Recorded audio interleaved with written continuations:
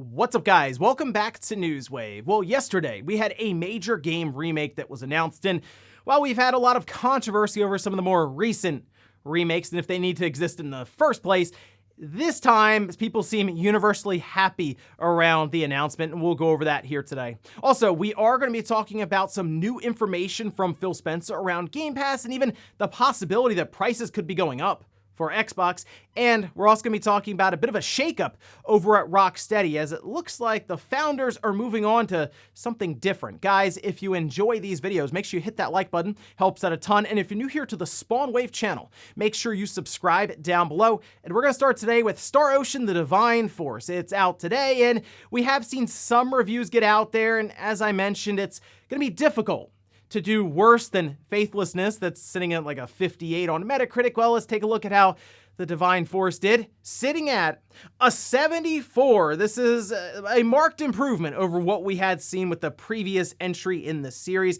Keep in mind, this is on 10 critic reviews. The split currently sitting at 6 positive, 4 mixed. There is a demo, so I recommend playing the demo first before you go out and buy this game, just to see if it clicks with you. Specifically the combat and the way the characters look and react to different things, I'll say that. The reason there's 10 critic reviews, by the way, from what I've seen, is because codes for the game to reviewers went out on Friday, and the game's 30 to 40 hours long. So at that point, you have the weekend and the first half of this week to try to get through the game and then put together a written review and then also a video portion for it. So unfortunately, not all of them, I guess, were ready for release day. So you'll likely see more reviews come in over the next week, and that number could go down or it could go up. As long as it stays above a 58, technically Star Ocean trending in the right direction now. Also, we did get a release date now for Wo Long Fallen Dynasty. We can see this posted up over on Twitter from the official account, saying it'll be released March 3rd, 2023, worldwide on Xbox Series XS, Xbox One, PlayStation 5, PlayStation 4, and PC through Steam. It's also, of course, going to be available through Xbox Game Pass on console and PC day one. They also had an entire web page going over all of the changes and things they're working towards for release day that they gathered from that beta and that demo that they released. So it's good to see that they really took the feedback and were trying to make some changes and improvements from it.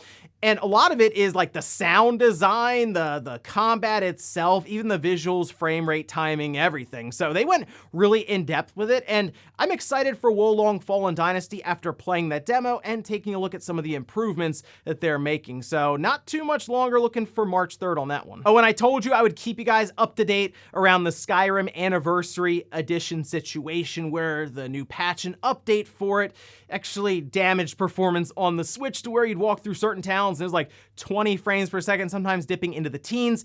That appears to now be resolved, which, for example, we can see this video that was done, a nice comparison. This is from Zyphos Gaming, showing that now we are sitting at that locked 30 FPS that was the original target for the game.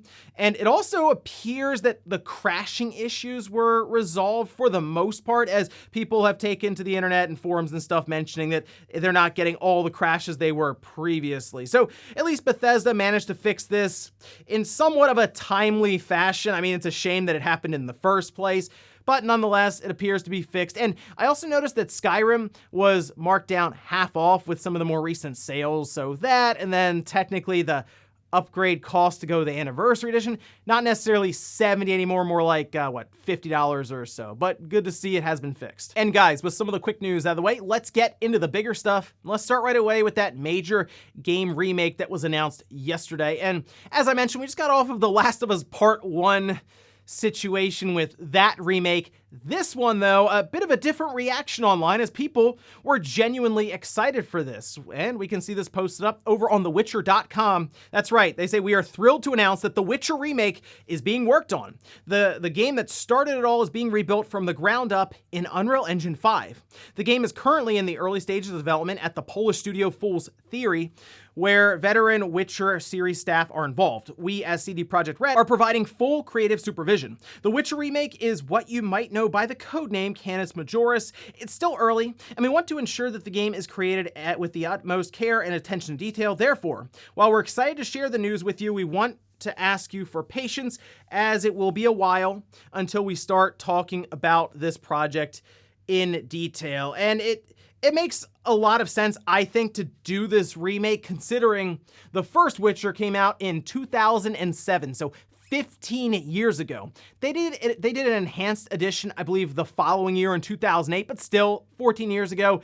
It's an older game that hasn't aged very well. And the fact that this announcement is telling us early in development, we're probably still 3 years out from this game even having a chance to get out there and release. So at that time, we're talking 17, 18 years between its original release and then that full remake. A bit different than all the stuff with Last of Us Part 1 and like 9 years and multiple releases, all of that. And I will say The Witcher hasn't aged the best, so it can definitely use this remake treatment moving to Unreal Engine 5. I mean, think about 2007, 2008, system requirements probably like a Pentium 4, and I'm thinking the NVIDIA 6000 series. We were still working with AGP slots on our motherboards back then, so changed a bit now. And thinking about Unreal Engine 5, CD Projekt Red has been really pushing towards using this engine as opposed to their Red engine, and that's probably just for overall development and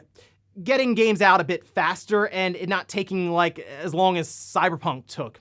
Unreal Engine 5 is something that they are still working to learn, obviously, and we've heard that projects like this, where they don't have to storyboard and do everything from scratch, but more or less focus on the engine itself, is a good way for these different studios to get acclimated to that, or even to a whole new system. So there's a lot of stuff going into this, but I don't think we're going to see it for a while. This was probably just announced to let fans know what's happening and maybe even work as a recruitment tool for anyone who wants to help, or I guess work, to bring back the original Witcher game. So exciting stuff here, especially since most fans of the series probably haven't played through even the first Witcher game, which sounds weird, but Witcher 2 showed up on the Xbox 360, and I'm sure that was a lot of people's first look at the series. And then Witcher 3 obviously was a big jumping off point for the entire Witcher series. And then obviously the series they did for streaming. So a lot of exciting stuff here. Like I said, it'll just be a while. I'm thinking 2 to 3 years before we even see it in action. Next up, let's talk about Microsoft and some new information that was shared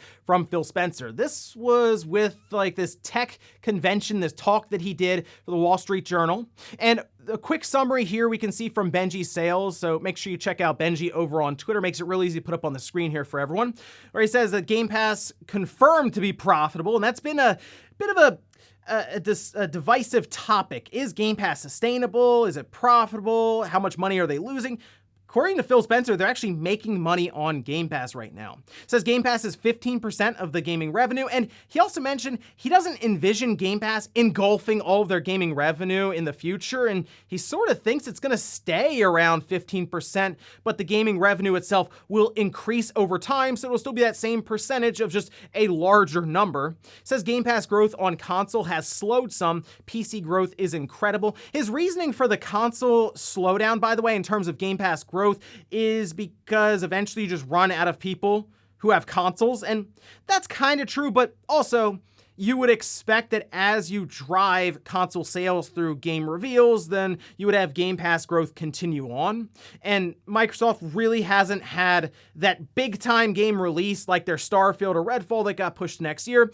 Again, one of the reasons I think 2023 is going to be a big year for Microsoft.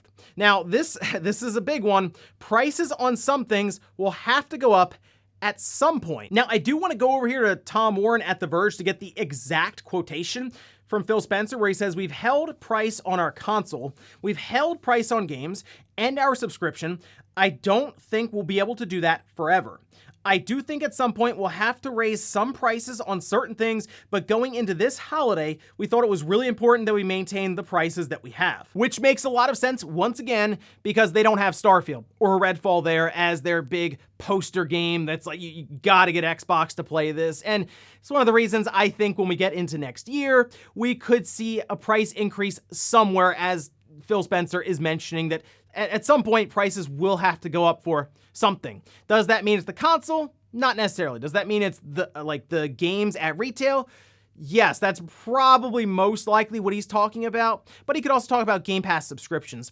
I think they still look at Xbox as just a way to deliver people to, the end goal, which is getting you to sign up for Game Pass and just get you into their ecosystem overall, cloud gaming, etc. So in that sense, if you raise the price of games, it's from 60 to 70 for, say, Starfield, well, that subscription service looks a lot better at its current price that probably could even see its own price increase.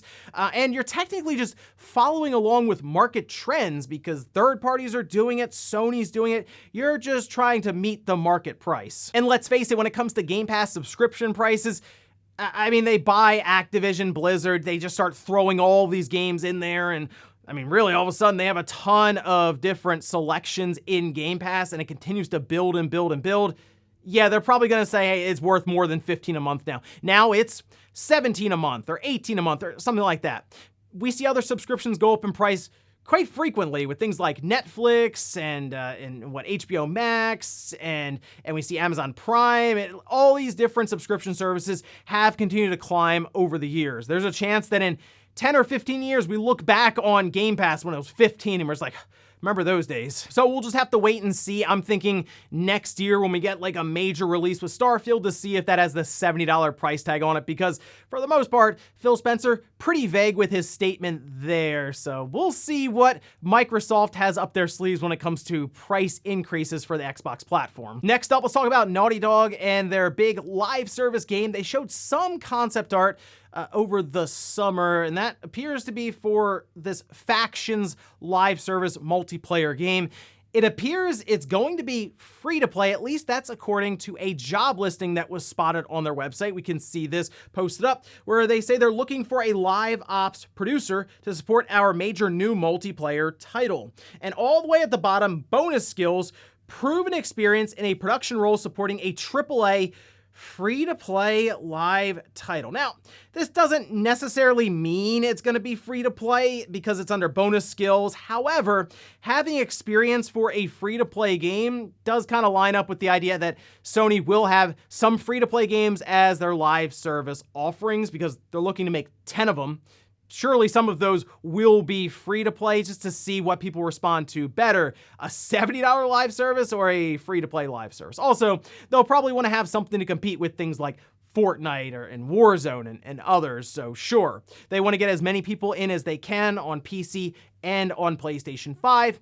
This does tend to concern people online because obviously when you get a live service game that's free to play, they look to make up money elsewhere. And a lot of times that has to do with a very expensive cash shop. Will it affect gameplay? That's always the number one question. It seems like a lot of these games tend to make enough money from just cosmetics, and that's kind of the way I assume Sony would handle things, but who's to say with that one? I guess we'll see more about this Factions live service next year. Also, while we're on the topic of Naughty Dog and job listings, it does appear another one was spotted that seems to point towards the studio that worked on Last of Us Part 1 alongside of them to be making a new game. We can see this posted up by VGC, where they say Sony is building a new development team in collaboration with PlayStation Studios, Visual Arts, and Naughty Dog to make a new AAA game.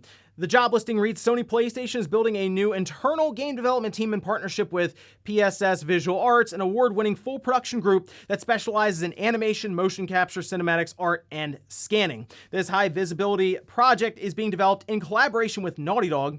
Though currently unannounced, we have a clear vision and plan to release.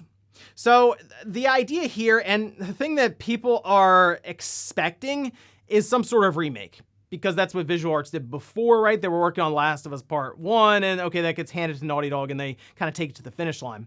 Could this be them collaborating on Uncharted, the first one? I think that could definitely use a bit of a remake treatment there, and that's one that people were calling for instead of Last of Us Part 1, so we see Sony doing things like Horizon Zero Dawn apparently getting a remaster of some kind, so yeah, why not? Go get Uncharted, remake that for the PS5. And in our last bit of news, let's talk about a big shakeup that is hitting Rocksteady. We can see this posted up on their website.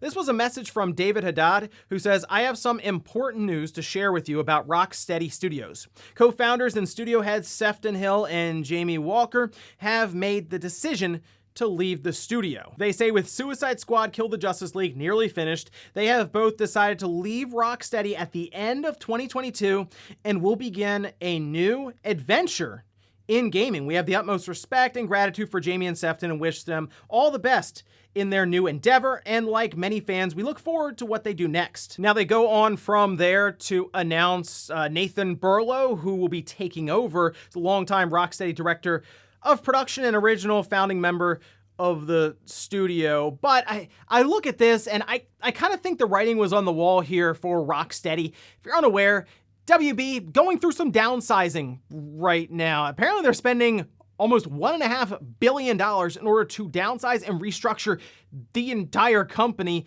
I don't believe that their next project for Rocksteady, if there is one really at this point, looking at the studio, a lot of uncertainty there in terms of WB, but I don't think it would be as expensive as something like Suicide Squad Kill the Justice League. This game has been in development for quite some time. And if you think about that, they get to the end of it, they look around, let's say they are going to start a new project. It's probably another 4 to 5 year deal. So do they want to do that? Or do they want to do what a lot of different studio heads who have made a name for themselves have been doing? Go off, make their own studio, and potentially get a deal from Sony or Microsoft, or even a full buyout where Sony's been buying studios like Haven before they've even made a game. And then you can do whatever you want. And I think it's possible that that could be the direction here. I wouldn't be shocked if we just get this news. They're there until the end of this year, apparently, and they're going to move on because Suicide Squad is probably entering its polishing phase and a lot of the serious development is coming to an end.